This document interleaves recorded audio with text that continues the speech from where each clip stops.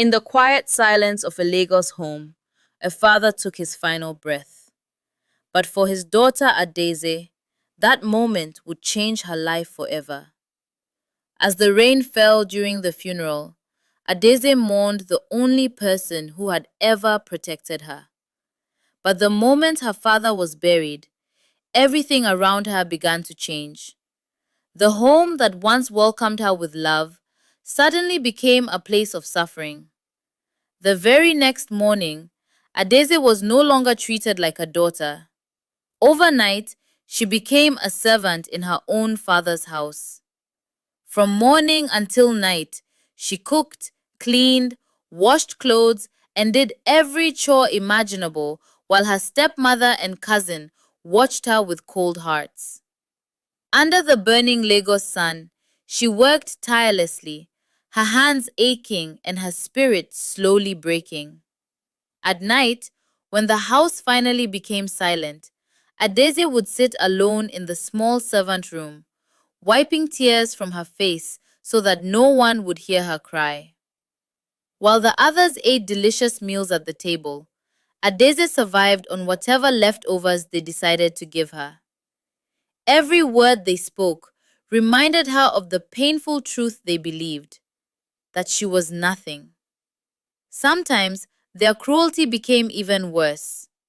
Anger turned into shouting, and shouting turned into violence. Then one stormy night, they made their final decision. Without mercy, they threw Adaeze and her small bag outside into the pouring rain and slammed the iron gate behind her. With nowhere to go and no one to help her, Adaeze walked alone through the dark streets of Lagos. The girl who once slept in a comfortable home now wandered through the night searching for shelter. By morning, exhausted and broken, she curled up under a market stall and fell asleep on a piece of cardboard. But destiny had not forgotten her. At the very house she was thrown out of, a lawyer arrived carrying important documents left behind by her father. The truth shocked everyone. According to the will, Adaeze was the rightful owner of the house, the land, and everything her father had built. The lawyer searched everywhere until he finally found the young woman sitting weakly by the roadside. When Adaeze saw the documents, tears filled her eyes. Everything her father owned had always belonged to her. Soon after, the daughter they rejected returned to the house they had stolen. Standing tall at the compound gate, Adaeze faced the people who once treated her like nothing.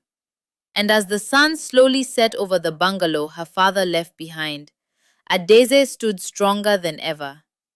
Because sometimes the people the world rejects are the very ones destiny chooses to rise.